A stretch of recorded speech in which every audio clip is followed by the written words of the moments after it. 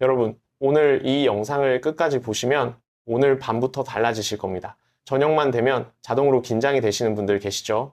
아, 또 오늘 밤도 몇 번이나 깨야 하나? 이불 속에서 눈 감으면서도 벌써 화장실 생각이 먼저 나시는 분들이요. 오늘 그 지긋지긋한 새벽 화장실 딱 끊어드릴 비결을 공개합니다. 서울대병원 비뇨기과 연구팀이 2022년에 발표한 자료를 보면 60대 이상 한국인의 무려 73%가 야간요로 인해 수면의 질이 심각하게 떨어져 있다고 합니다. 10명 중 7명이 넘는 숫자입니다. 그런데 더 충격적인 건 이분들 중에서 89%가 원인조차 제대로 모르고 계신다는 사실입니다. 나이 들면 당연한 거라고 그냥 포기하고 계신 겁니다. 아닙니다. 절대 아닙니다. 제가 지난번에 꿀 한 스푼 영상을 올렸더니 정말 많은 분들이 밤에 깨는 횟수가 줄었다고 댓글을 남겨주셨어요. 그런데 동시에 이런 댓글도 많았습니다. 아직 한 번은 깨요. 꿀이 좋은 건 알겠는데 당이 걱정돼요. 제가 그 댓글들을 보면서 뭔가 하나가 빠졌구나 하고 느꼈습니다. 오늘 강의는 그 마지막 한 번까지 싹 잡아드리는 종결판입니다. 자, 오늘 알려드릴 내용은 크게 5가지입니다. 첫 번째로 야간요의 진짜 원인을 제대로 짚어드리겠습니다. 두 번째로 우리 몸이 밤에 수분을 처리하는 방식과 그게 왜 나이 들면 달라지는지를 설명드릴 겁니다. 세 번째로 따뜻한 소금 꿀물이 어떻게 이 문제를 해결하는지 과학적으로 풀어드리겠습니다. 네 번째로 실패 없는 황금 배합법과 마시는 방법을 정확하게 알려드리겠습니다. 다섯 번째로 당뇨, 고혈압, 신장질환 등 지병 있는 분들을 위한 맞춤 방법까지 빠짐없이 다 드리겠습니다. 끝까지 함께 해주세요. 그 전에요. 지금 이 영상 어디서 보고 계신가요? 그리고 어제 새벽에 몇 번 깨셨나요? 댓글에다가 지역이랑 횟수를 딱 남겨주세요. 부산 사는데 어제 3번 깼어요. 이런 식으로요. 여러분의 댓글이 저한테는 정말 큰 힘이 됩니다. 그리고 아직 좋아요 안 누르신 분들, 이 공짜 건강 강의, 이 정도면 좋아요 하나는 당연하죠. 지금 바로 꾹 눌러주시고요. 자, 그럼 지금부터 진짜 시작합니다. 자, 먼저 야간요의 진짜 원인부터 제대로 파헤쳐 봅시다. 솔직히 말씀드릴게요. 저도 처음에는 야간요가 그냥 노화의 자연스러운 현상인 줄만 알았습니다. 그런데 10년 전쯤에 이영호 선생님이라는 분이 저를 찾아오셨어요. 74세 되신 분인데 젊었을 때 군 생활 오래 하셔서 체력 하나는 정말 자신 있으셨던 분이에요. 그런데 퇴직 후에 밤마다 화장실 4번씩 가시니까 낮에도 항상 피곤하고요.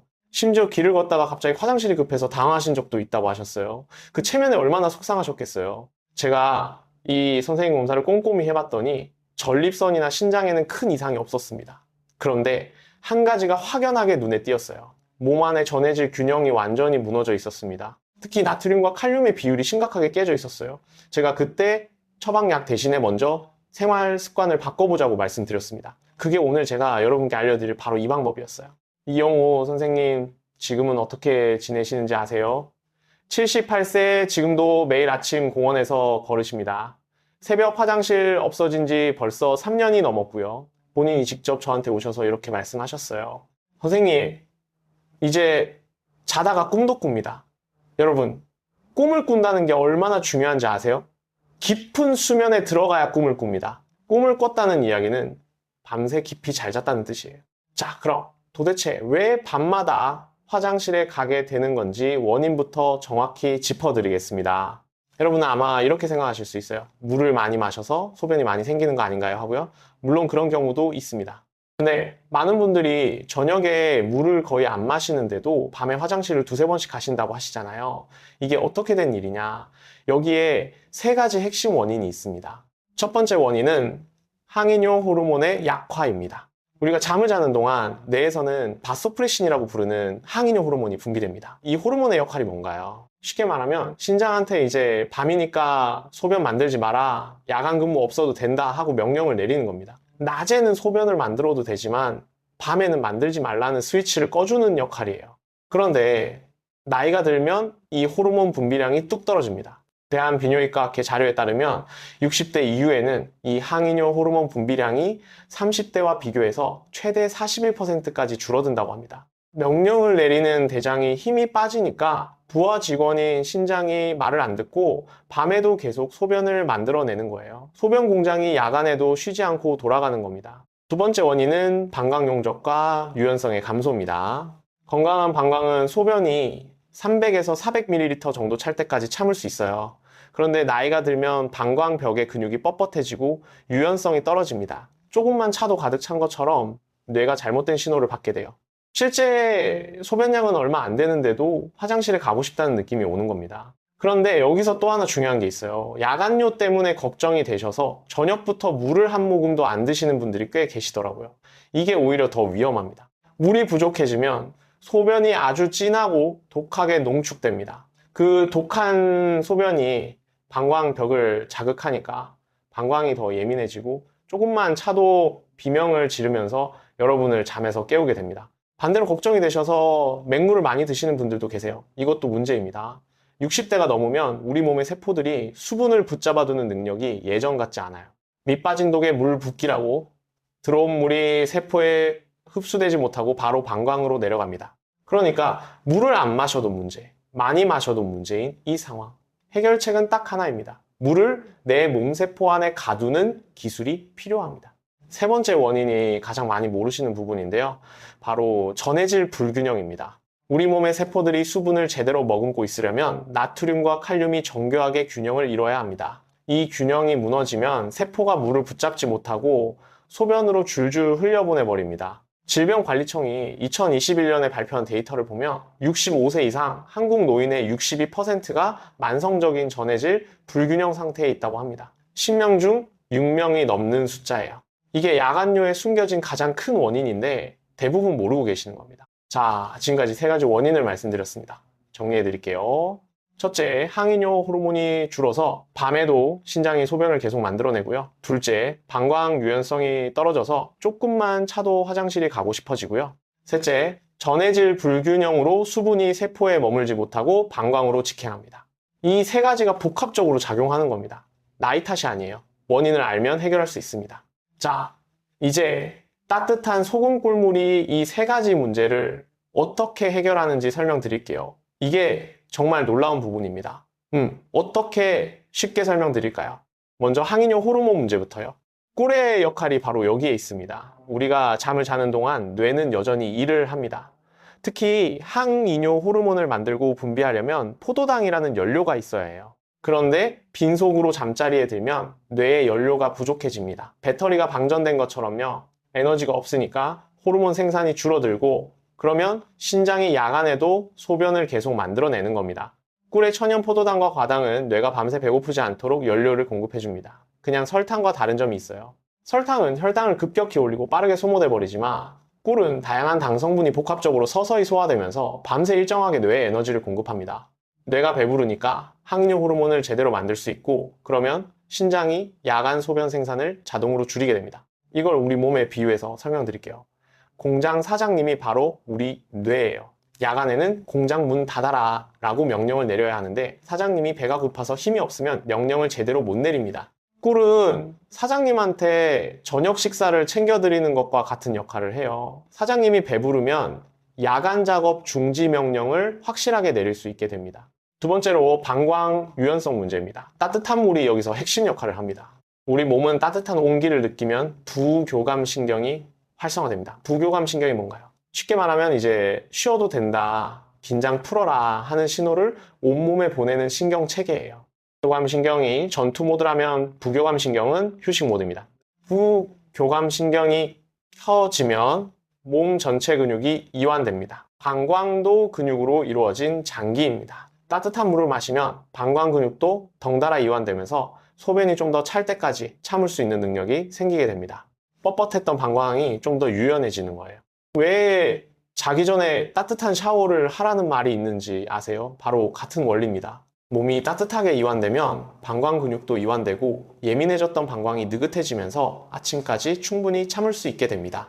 그리고 왜 반드시 따뜻한 물이어야 하냐, 찬물은 왜 안 되냐는 질문을 많이 하시더라고요. 찬물을 마시면 몸이 갑자기 놀랍니다. 교감신경이 자극을 받아서 긴장 상태가 돼요.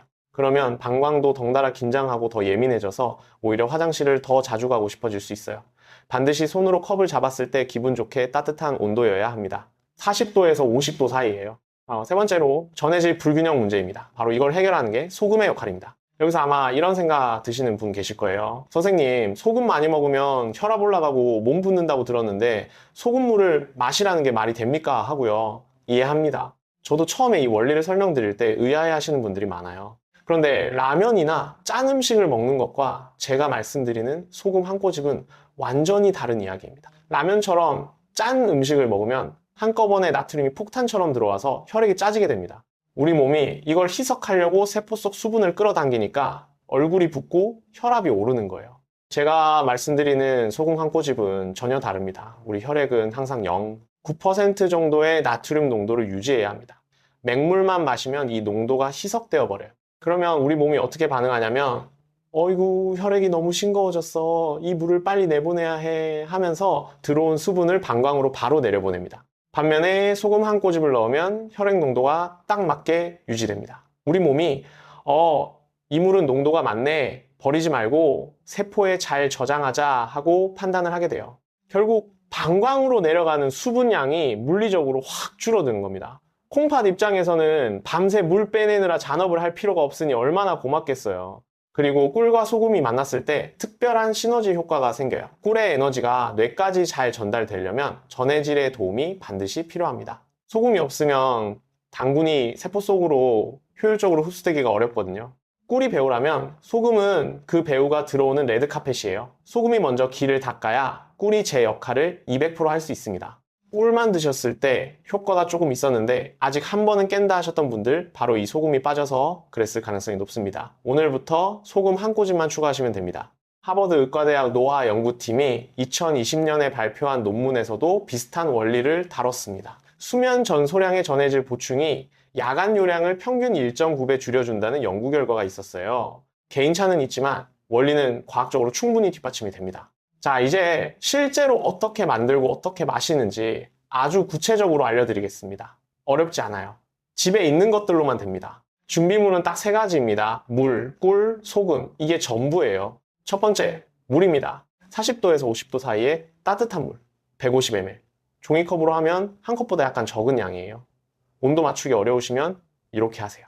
끓인 물을 잠깐 식히신 다음에 손으로 컵을 잡아봤을 때 따뜻하다가 조금 뜨겁다 싶은 느낌, 그 정도면 딱 맞습니다. 너무 뜨거우면 꿀 속에 있는 효소와 유익한 성분들이 열로 파괴됩니다. 그러면 꿀을 마시는 효과가 크게 줄어들어요. 반대로 너무 차가우면 몸이 놀라서 방광이 더 예민해집니다. 40도에서 50도 사이 기분 좋게 따뜻한 그 온도입니다. 두 번째, 꿀입니다. 천연 벌꿀 한 티스푼, 무게로는 5에서 7구이 정도예요. 여기서 꼭 기억하셔야 할 게 있습니다. 마트에서 파는 저렴한 사양 벌꿀, 즉 설탕물을 먹여서 만든 가짜 꿀은 오늘 제가 말씀드린 효과가 없어요.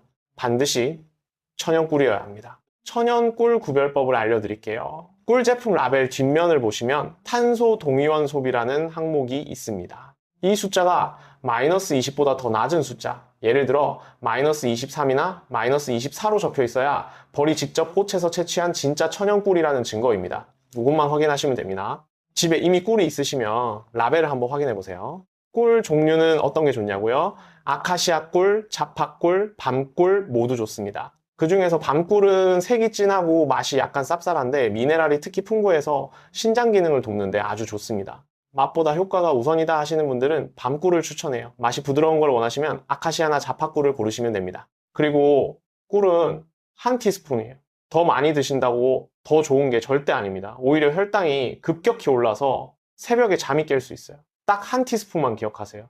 세 번째, 소금입니다. 오늘 새로 추가되는 핵심 재료인데요. 어떤 소금이든 다 되는 게 아닙니다. 미네랄이 살아있는 소금이어야 해요. 가장 구하기 쉬운 건 국산 천일염입니다. 염전에서 햇빛과 바람으로 만든 소금이에요. 칼슘, 마그네슘, 칼륨 같은 미네랄이 풍부하게 남아 있습니다. 단, 간수가 제대로 빠진 깨끗한 천일염이어야 쓴맛이 없고 좋습니다. 슈퍼마켓에서 팔 때 숙성 천일염이라고 적힌 게 간수가 잘 빠진 거예요.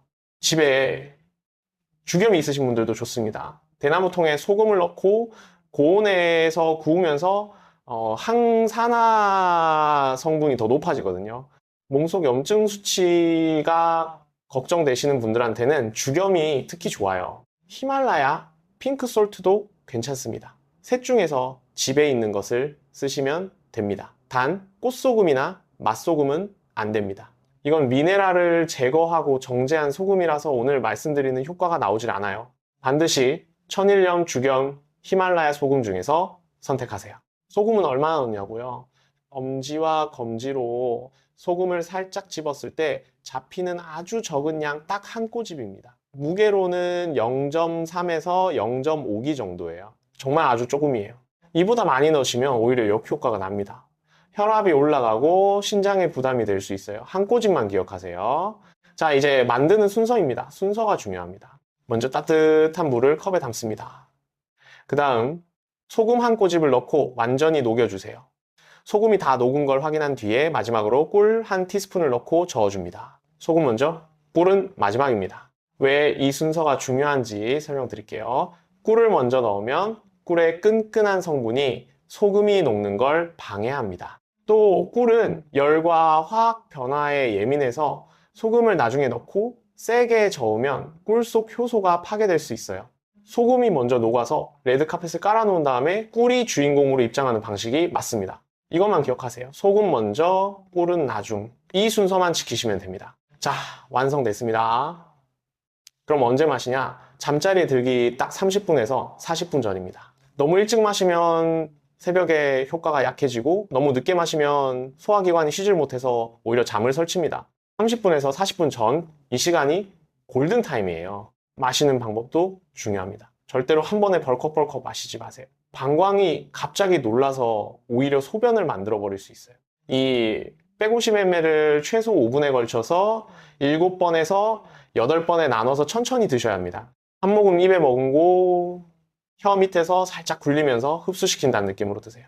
단순히 수분을 보충하는 게 아니라 몸 전체를 밤수면 모드로 전환하는 시간이라고 생각하시면 됩니다. 5분 동안 천천히 드시면서 오늘 하루도 수고했다. 이제 몸아 쉬자. 이렇게 마음을 내려놓으세요. 자, 그럼 효과가 언제부터 나타나는지 궁금하시죠? 개인마다 다르긴 합니다. 그런데 꿀 영상을 올렸을 때도 첫날 밤에 바로 효과를 보셨다는 댓글이 꽤 많았어요. 소금까지 더해진 이번 방법은 더 빠를 수 있습니다. 빠른 분들은 첫날 밤부터 오늘 한 번도 안 깼네 하고 깜짝 놀라실 수도 있어요. 대부분은 이틀에서 3일 안에 확실히 체감하십니다. 처음에는 화장실 가는 횟수가 눈에 띄게 줄어들고 설령 화장실을 가더라도 예전처럼 찔끔 나오는 게 아니라 아주 시원하게 소변을 보게 됩니다. 방광 근육이 제대로 작동하기 시작했다는 신호예요.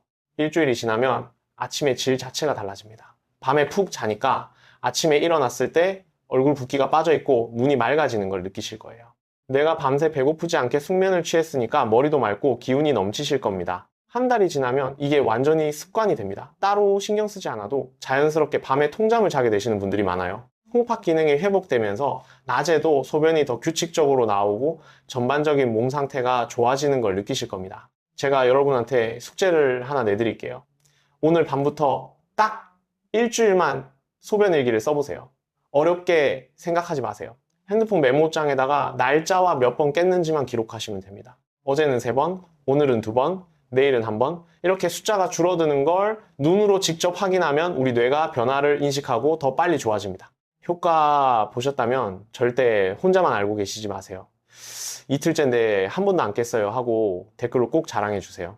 지금도 밤잠 설치며 고생하시는 다른 시청자분들한테 여러분의 그 댓글 한 줄이 그 어떤 약보다 큰 희망이 됩니다. 그런데요, 제가 이 방법을 알려드리면서 꼭 드려야 할 이야기가 있어요. 바로 체질별 맞춤 방법입니다. 모든 분들께 똑같이 적용되는 방법은 없거든요. 여러분의 상황에 맞는 방법을 알려드리겠습니다. 첫 번째로 당뇨가 있으신 분들입니다. 꿀이 걱정되시죠? 맞습니다. 천연꿀도 당분이 있어서 혈당 관리가 필요하신 분들은 조심해야 해요. 그런데 포기하지 마세요.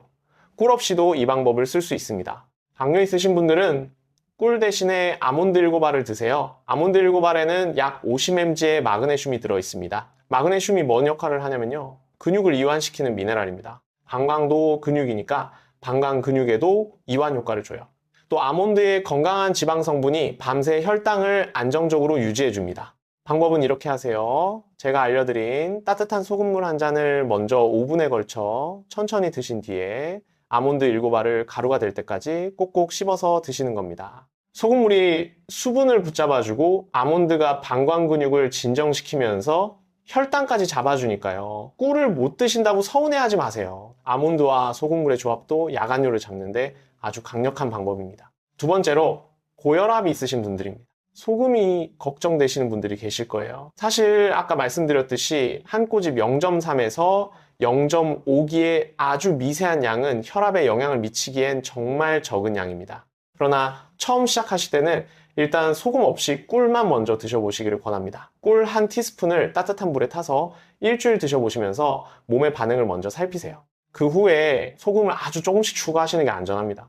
드시고 난 다음날 아침에 손발이 평소보다 더 붓거나 얼굴이 퉁퉁하다는 느낌이 드시면 소금량이 내 몸에 과하다는 신호예요. 즉시 양을 줄이거나 소금은 일단 빼고 꿀만 드세요. 세 번째로 신장 기능이 많이 저하된 분들입니다. 현재 투석을 받고 계시거나 만성식무전이 있으신 분들은 이 방법을 시작하기 전에 반드시 담당 전문의와 먼저 상의하셔야 합니다. 신장 기능이 크게 떨어진 분들은 아주 적은 양의 나트륨이나 칼륨도 부담이 될 수 있거든요. 이 점은 절대 무시하시면 안 됩니다. 여러분의 안전이 제게는 가장 중요합니다. 네 번째로 어떤 처방약을 복용하고 계신 분들입니다. 특히 이뇨제를 복용하시거나 신장 관련 약을 드시는 분들은 주치의한테 먼저 여쭤보시는 게 좋습니다. 제 강의는 건강한 생활 습관을 돕는 정보이지 의료적 처방을 대신하는 게 아니에요. 마지막으로 강조드리고 싶은 건 전립선 비대증이나 요로 감염처럼 질환으로 인한 야간뇨는 반드시 병원 치료가 먼저라는 점입니다. 오늘 말씀드린 방법은 생활 습관의 불균형으로 생기는 야간뇨를 개선하는 데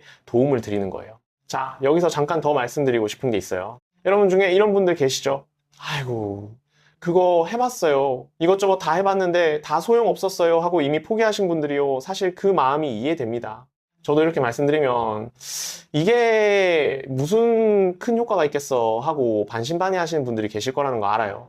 근데 한번 생각해 보세요. 오늘 제가 알려드린 방법이 뭔가요? 비싼 약이나 건강보조식품 사야 하나요? 아니죠. 특별한 장비나 기구가 필요한가요? 전혀 아니에요. 집에 이미 다 있는 것들로만 됩니다. 꿀 한 티스푼, 소금 한 꼬집, 따뜻한 물 한 잔, 원가로 따지면 몇십 원도 안 들어요.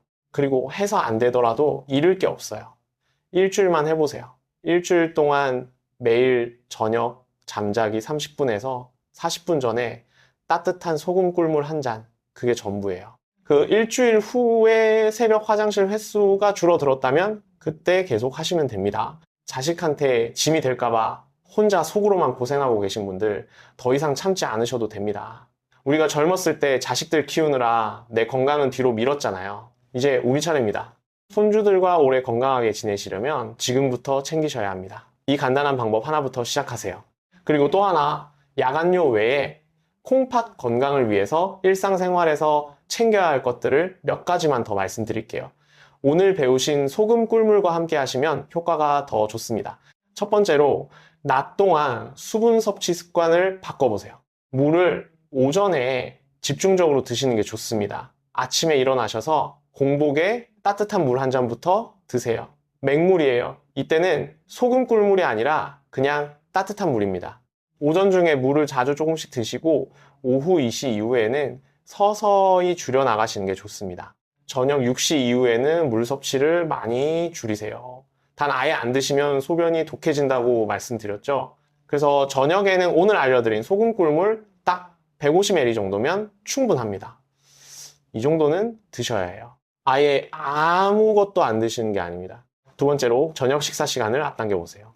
저녁 식사를 너무 늦게 드시면 소화 과정에서 만들어지는 수분이 밤에 방광으로 내려갑니다. 가능하면 저녁 6시에서 7시 사이에 드시고 그 후에는 야간 소금 꿀물 한 잔을 제외하고는 음식을 드시지 않는 게 좋아요.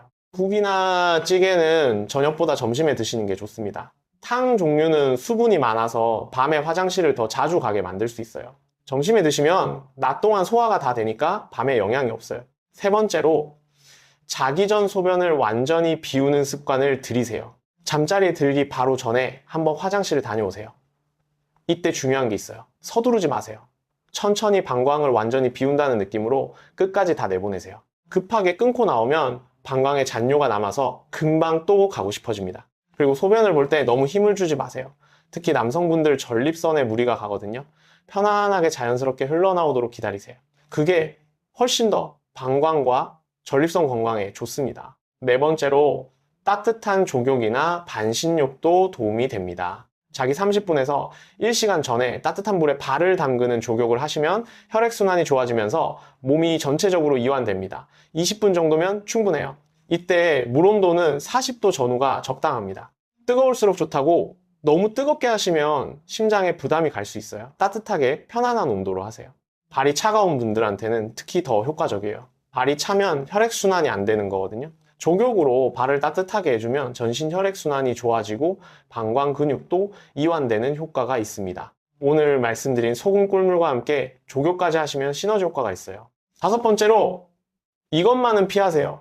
카페인과 알코올입니다. 커피나 녹차의 카페인은 이뇨작용이 있어서 소변량을 늘립니다. 특히 오후 2시 이후에 드시는 커피는 저녁 내내 방광을 자극할 수 있어요. 낮에 커피 드시는 건 괜찮지만 오후 2시 이후에는 디카페인으로 바꾸시거나 아예 드시지 않는 게 좋습니다. 알코올은 더 심각해요. 술은 항이뇨 호르몬 분비를 억제합니다. 즉 잠자는 동안 소변 만들지 마라 라는 명령 자체를 차단해버려요. 그러니까 저녁에 술을 드시면 야간뇨가 훨씬 심해질 수밖에 없습니다.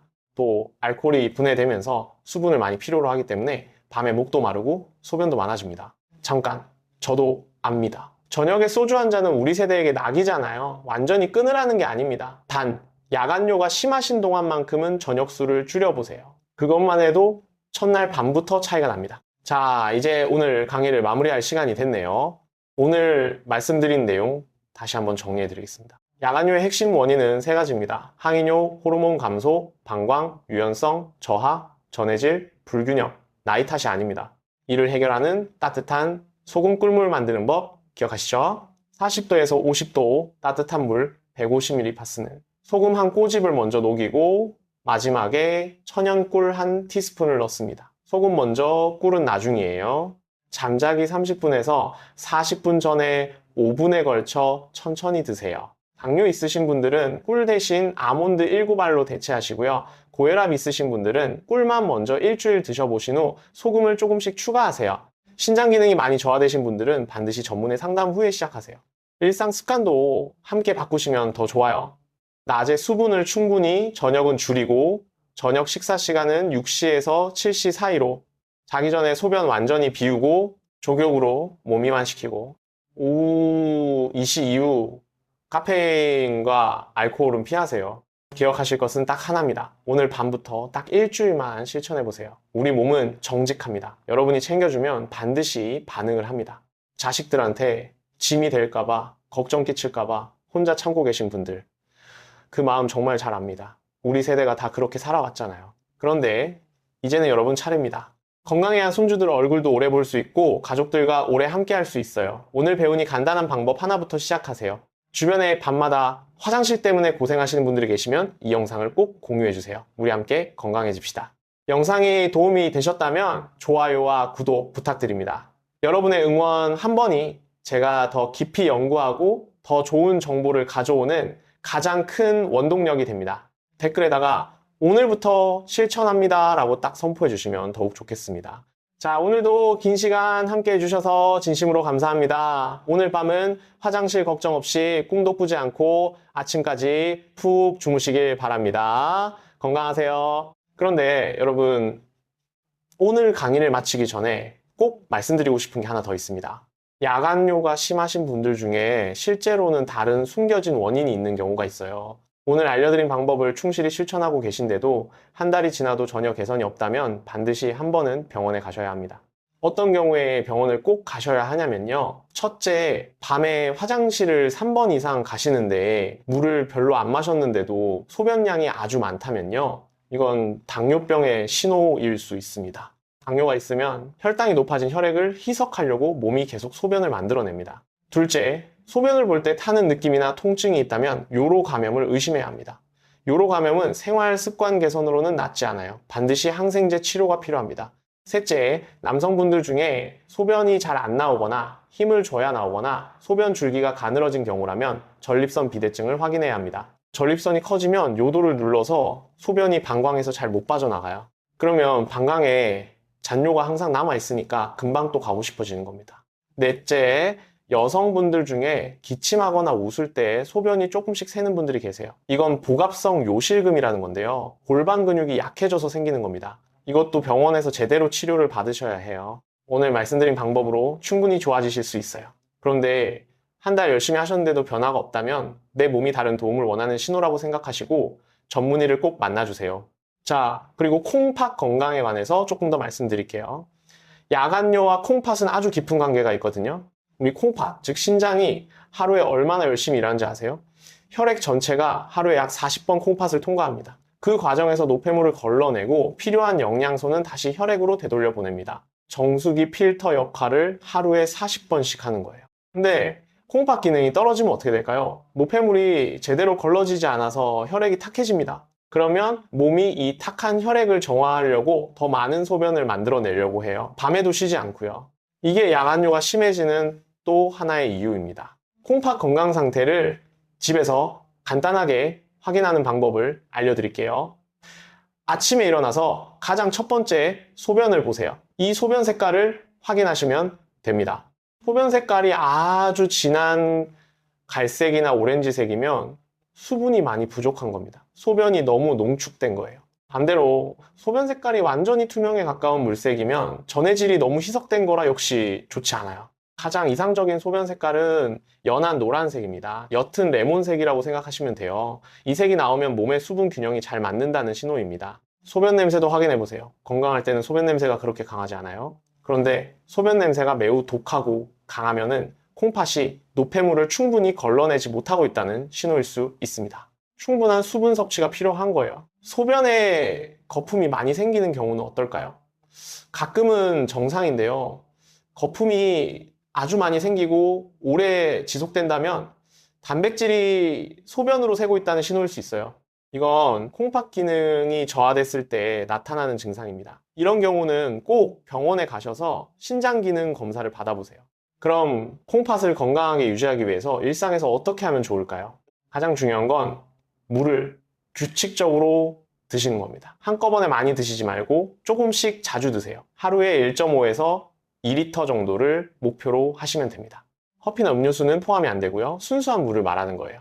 두 번째로 짠 음식을 줄이세요. 우리 한국 음식이 워낙 짜잖아요. 된장찌개, 김치찌개, 라면, 젓갈류 이런 음식들을 매일 드시면 콩팥이 과도한 나트륨을 처리하느라 항상 과부하 상태가 됩니다. 완전히 안 드시긴 어렵지만 양을 줄이는 것만으로도 콩팥이 많이 편안해집니다. 국은 건더기만 드시고 국물은 남기는 습관을 들여보세요. 세 번째로 진통제나 소염제를 함부로 드시지 마세요. 아이부프로펜이나 나프록센 같은 성분이 들어간 진통제는 콩팥 혈류를 줄여서 신장에 독성을 미칩니다. 특히 콩팥 기능이 이미 약해진 분들은 이런 약을 자주 드시면 빠르게 나빠질 수 있어요. 통증이 있으면 되도록 타이레놀을 적당량 드시거나 전문의와 상의하세요. 네 번째로 규칙적인 가벼운 운동을 하세요. 걷기만으로도 충분합니다. 하루 30분 가벼운 걷기는 혈액순환을 돕고 콩팥으로 가는 혈류를 좋게 해서 신장 기능을 유지하는 데 도움이 됩니다. 무리한 운동은 오히려 근육분의 산물이 신장에 부담을 줄 수 있으니 가벼운 걷기가 딱 좋아요. 자, 콩팥에 좋은 음식도 몇 가지 알려드릴게요. 첫 번째로 물이 많은 채소류입니다. 오이, 애호박, 양배추, 콩나물이 여기에 해당해요. 이런 채소들은 수분 함량이 높아서 몸에 수분을 보충해주면서도 칼로리는 낮아요. 또 칼륨이 적당히 들어있어서 신장 기능을 돕습니다. 이미 신장 기능이 많이 떨어지신 분들은 칼륨이 높은 채소를 너무 많이 드시면 안 돼요. 칼륨 배출 능력이 떨어지면 고칼륨혈증이 생길 수 있거든요. 하지만 건강하신 분들은 마음껏 드셔도 됩니다. 두 번째로 양파와 마늘입니다. 우리 전통 음식에서 빠지지 않는 재료잖아요. 양파의 케르세틴이라는 성분과 마늘의 알리신 성분이 신장의 산화 스트레스를 줄여줍니다. 항산화 효과가 있어서 콩팥 세포를 보호해줘요. 우리 할머니, 할아버지 세대에서 마늘과 양파를 많이 드셨는데 그게 다 이유가 있었던 거예요. 세 번째로 현미나 귀리 같은 통곡물입니다. 혈당을 천천히 올려줘서 신장의 부담이 적어요. 당뇨와 신장 건강은 아주 밀접한 관계가 있거든요. 혈당을 안정적으로 유지하는 것 자체가 신장 건강을 지키는 겁니다. 네 번째로 등푸른 생선입니다. 고등어, 삼치, 꽁치, 연어 이런 생선에 들어있는 오메가3 지방산이 신장의 염증을 줄이고 혈관 건강을 지켜줍니다. 신장도 혈관이 아주 많은 장기거든요. 혈관이 건강해야 신장도 건강한 겁니다. 일주일에 두세 번 드시면 좋아요. 반대로 신장에 부담을 주는 음식도 말씀드릴게요. 가공육류, 즉 소시지, 햄, 베이컨 같은 것들은 인 성분이 많아서 신장에 부담이 됩니다. 인을 너무 많이 섭취하면 신장이 이걸 처리하느라 과부하가 걸려요. 또 방부제와 나트륨 함량도 높아서 이중으로 부담이 됩니다. 청량 음료도 자주 드시면 안 좋아요. 특히 콜라 같은 검은색 음료에는 인산이 많이 들어있어서 신장에 직접적인 부담을 줍니다. 또 당분이 많아서 혈당 관리에도 좋지 않아요. 과도한 단백질 섭취도 주의가 필요해요. 특히 붉은 고기를 너무 많이 드시면 단백질 분해 과정에서 생기는 요산과 질소 화합물이 신장에 부담이 됩니다.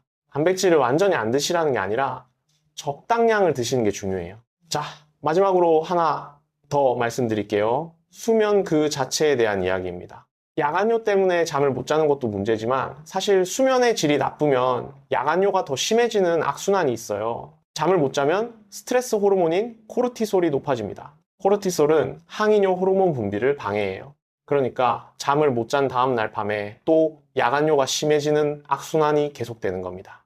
이 악순환을 끊으려면 수면의 질을 높여야 합니다. 제가 몇 가지 수면 습관을 말씀드릴게요. 첫 번째로 자고 일어나는 시간을 일정하게 유지하세요. 주말이라고 늦게 자고 늦게 일어나시면 수면 리듬이 깨집니다. 되도록 평일과 주말 모두 같은 시간에 자고 같은 시간에 일어나는 습관을 들이세요. 처음엔 어렵지만 일주일만 지나면은 몸이 스스로 그 리듬에 맞춰지기 시작합니다. 두 번째로 침실을 시원하고 어둡게 유지하세요. 수면에 적합한 온도는 18도에서 22도 사이예요. 너무 더운 방에서 자면 깊은 잠에 들기 어렵습니다. 그리고 커튼을 치거나 수면 안대를 사용해서 빛을 차단하세요. 빛은 수면 호르몬인 멜라토닌 분비를 방해합니다. 세 번째로 잠자리 1시간 전에는 스마트폰이나 텔레비전을 끄세요. 화면에서 나오는 청색광이 뇌를 각성 상태로 만들어서 잠이 잘 안 오게 합니다. 그 대신에 조용한 음악을 들으시거나 가벼운 스트레칭을 하시거나 오늘 제가 알려드린 소금 꿀물을 천천히 드시면서 하루를 마무리하세요. 네 번째로 낮에 30분 정도의 가벼운 낮잠은 괜찮지만 오후 3시 이후에는 낮잠을 피하세요. 늦은 낮잠이 밤에 잠이 오는 걸 방해합니다. 낮잠을 주무신다면 30분을 넘기지 마세요. 여러분, 우리가 젊었을 때를 생각해 보세요. 밥만 먹으면 눈이 감기고 어디 잠깐 앉으면 바로 잠들었죠.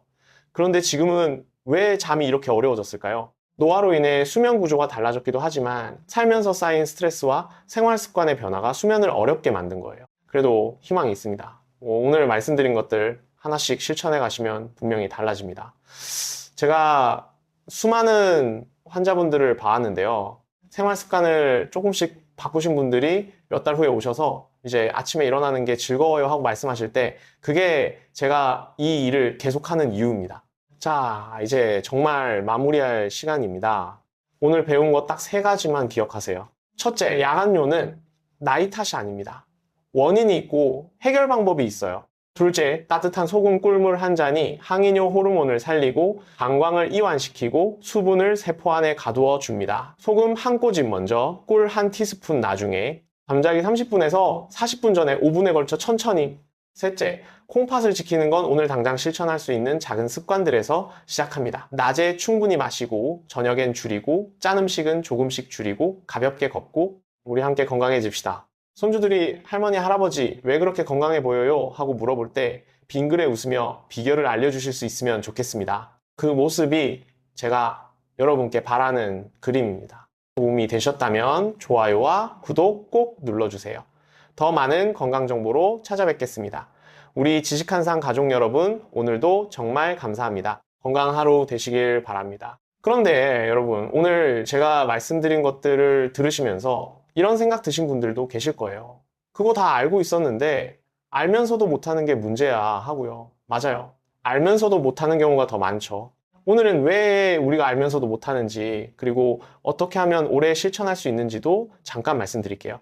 건강 습관이 안 되는 가장 큰 이유 3가지가 뭔지 아세요? 첫 번째는 너무 많은 걸 한꺼번에 바꾸려고 하는 겁니다. 오늘부터 물도 많이 마시고 짠 거도 줄이고 걷기도 하고 일찍 자고 일찍 일어나고 이렇게 10가지를 한꺼번에 바꾸려고 하면 사흘을 못 버팁니다. 오늘 제가 드린 건 딱 하나예요.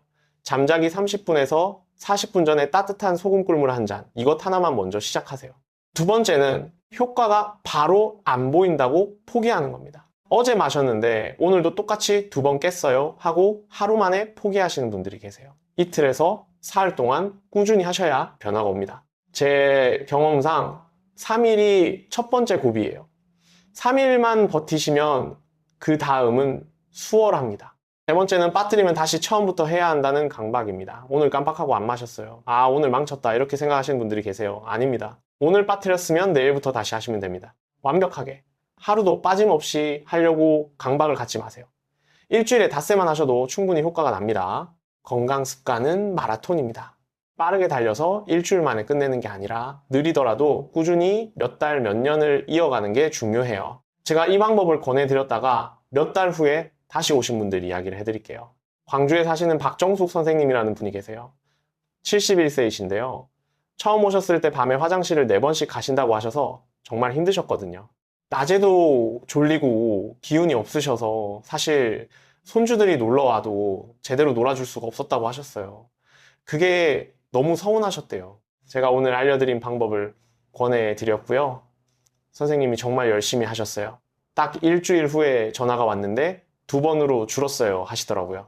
그리고 한 달 후에 또 오셨을 때는 이제 한 번만 가요. 그것도 항상 새벽 5시쯤에 가는데 그때 일어나면 그냥 일어나서 아침 준비해요 하시더라고요. 그 얼굴이 얼마나 밝으셨는지 몰라요. 제일 좋았던 건 뭔지 아세요? 손주 놀러 오는 날이 기다려진다고 하셨어요. 예전에 힘드니까 빨리 갔으면 하는 마음이 조금 있었는데 이제는 더 있다 가도 된다고 하시나더라고요. 그 말씀이 저한테는 정말 큰 보람이었습니다. 여러분도 그렇게 되실 수 있어요. 손주들 얼굴이 보고 싶어서 더 건강하게 사시고 싶으신 마음, 저는 그 마음을 응원합니다. 우리 세대가 얼마나 힘든 시절을 이겨내온 세대예요. 가난했던 시절에 자식들 교육시키려고 온 힘을 다하신 분들이잖아요. 그 강인함이 여러분 안에 아직도 있어요. 건강 관리도 그 강인함으로 하시면 됩니다. 어렵지 않아요. 오늘 배운 이 한 가지부터 시작하는 거예요. 그리고 이 자리에서 한 가지 더 당부드리고 싶은 게 있어요. 건강 정보가 요즘 너무 넘쳐나잖아요. 유튜브에도 카카오톡에도 지인들 메시지에도 온갖 건강 정보들이 쏟아집니다. 그런데 그 중에는 근거가 없거나 오히려 해가 될 수 있는 잘못된 정보들도 많아요. 제가 오늘 말씀드린 내용들은 의학적 근거에 기반한 것들이에요. 그렇다고 모든 분들께 똑같이 효과가 있다고는 할 수 없어요. 우리 몸은 사람마다 다르거든요. 정보를 들으실 때 이 2가지는 항상 확인하세요. 첫째, 이 정보의 출처가 신뢰할 수 있는 의학기관이나 연구인가? 둘째, 내 개인 상황에 맞는 방법인가? 이 2가지를 따져보시는 습관을 가지시면 좋겠어요. 특히 카카오톡으로 돌아다니는 건강정보는 일단 조심하세요. 누가 썼는지도 모르고 근거도 없는 내용들이 많거든요. 사랑하는 마음으로 공유하시는 건 알지만 잘못된 정보가 오히려 건강을 해칠 수 있어요. 그리고 어떤 방법이든 한 달 이상 꾸준히 해봐서 내 몸에 맞는지 확인하세요. 그리고 내 몸이 보내는 신호, 즉 더 나빠지는 느낌이 든다면 즉시 멈추고 전문의에게 가세요. 저의 강의도 마찬가지입니다. 제가 드리는 내용은 참고 정보이고 여러분의 몸에 대한 최종 결정은 여러분 자신과 담당 의사가 하는 겁니다. 자, 정말 마지막으로 오늘 강의의 핵심을 한 번 더 정리해 드리겠습니다. 야간요, 즉 밤에 화장실을 자주 가는 문제의 원인은 크게 3가지입니다. 항이뇨, 호르몬 분비 감소, 방광 유연성 저하, 전해질 불균형입니다. 이 3가지 원인을 동시에 해결하는 방법이 바로 따뜻한 소금 꿀물입니다. 만드는 방법 기억하시죠? 따뜻한 물 150ml에 소금 한 꼬집 먼저 녹이고 천연꿀 1티스푼을 마지막에 넣는다. 잠자기 30분에서 40분 전에 5분에 걸쳐 천천히 마신다. 당뇨 있는 분들은 꿀 대신 아몬드 7알로 대체하세요. 고혈압 있는 분들은 처음엔 꿀만 드셔보고 몸의 반응을 본 다음에 소금을 추가하세요. 신장 기능이 많이 저하된 분들은 전문의와 상담 후에 시작하세요. 콩팥을 건강하게 지키는 것도 함께 하시면 더 좋습니다. 낮에 충분히 마시고 저녁은 줄이고 짠 음식을 줄이고 등 푸른 생선을 드시고 가볍게 걷고 수면 습관을 규칙적으로 유지하세요. 딱 하나만 기억하세요. 오늘 밤부터 딱 일주일만 실천해보세요. 여러분의 건강한 모습을 응원합니다. 도움이 되셨다면 좋아요와 구독 꼭 부탁드립니다. 주변에 밤마다 화장실 때문에 고생하시는 분들께 이 영상을 꼭 공유해 주시고요. 댓글에다가 오늘부터 실천합니다 라고 선포해 주세요. 우리 지식한상 가족 여러분 늘 건강하시고 행복하세요. 감사합니다.